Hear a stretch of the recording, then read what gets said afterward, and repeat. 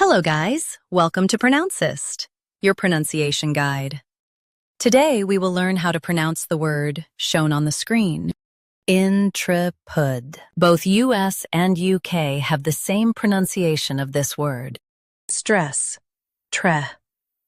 Keep in light and end with soft pud. INTREPID. INTREPID. Stress, tre. Keep in light and end with soft pud.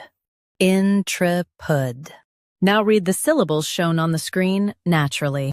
INTREPID. Stress, tre. Keep in light and end with soft pud. INTREPID. Practice repeatedly and you'll soon be able to say this word perfectly. The best way to practice is to repeat the syllable multiple times. The meaning of the word is brave and fearless.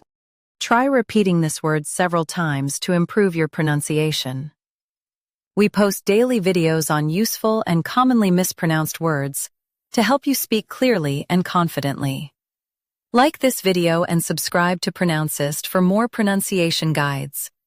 Thanks for watching us.